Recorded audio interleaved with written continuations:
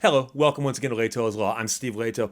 Barbara sent me a story out of Newsweek, and it parallels a couple other stories we've talked about here on Lehto's Law. And that is that when the police pull somebody over or do some kind of search and they seize some evidence or something that's illegal, contraband, and when the underlying search is found to be invalid, a lot of this evidence, quote unquote, gets thrown out of court, meaning that it cannot be used in the prosecution of the person who had it, quite often. And so people always jokingly ask, well, does the guy get his stuff back? And no, they don't get their stuff back. But they don't get prosecuted, which is usually a pretty good trade-off. However, the Montana men arrested with $4.25 million worth of marijuana are going free. So that's a lot of marijuana. Two Montana men who were arrested while driving through Douglas County, Minnesota with more than $4 million in marijuana have been set free after a judge ruled that the seizure was illegal.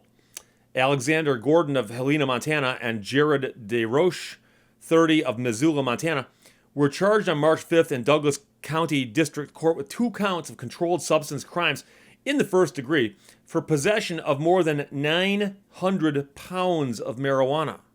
That's a lot. Bail for both men was set at $150,000 for unconditional release, and a Minnesota state trooper with a track record of making large drug busts said a cracked windshield and unsteady driving led him to stop the 2 men, according to the Star Tribune. His initial report also said that it was unusual to see campers traveling on I-94 that time of year. But lawyers for defendants said video of the traffic stop showed at least 5 other campers go by during the stop. One of the funniest things in law school was reading criminal procedure cases about what caused police to allegedly have their suspicions. And one of the greatest things was they would often stop people getting off airplanes from places famous for cocaine. And they would say that somebody who came off the plane last was being suspicious because they obviously came off last trying to not draw attention to themselves. But then when they had an idea that the person who got off first was somebody, they'd grab that person and go, well, they got off first. They were trying to get past the screeners.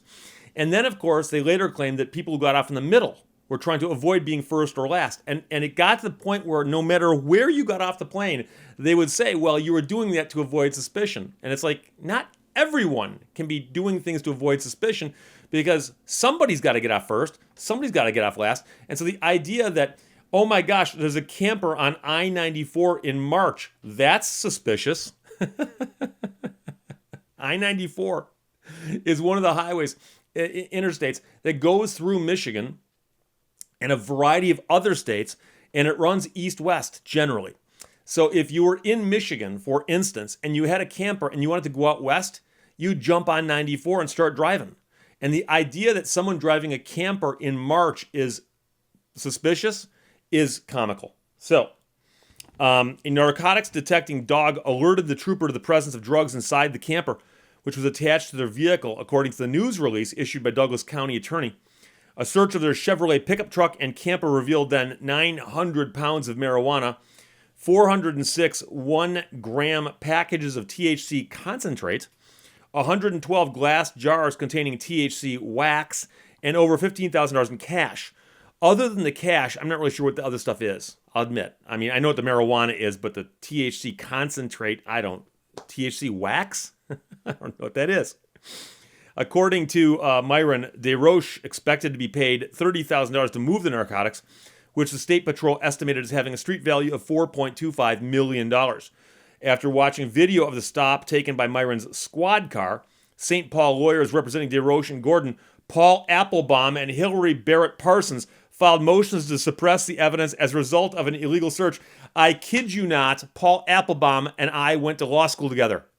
I did not see that earlier when I skimmed this story. Paul, congratulations, my friend. I sat in the back row on the far right. Paul sat in the back row on the far left. And he and I hung out together all the time because many of our law school classmates were from California. He was from Minnesota, I was from Michigan, and we would often get together and share notes about life in the Midwest versus life on the left coast. So, Paul Applebaum, I will call him and congratulate him for making Newsweek. So, Paul and Hillary filed motions to suppress the evidence as a result of an illegal search.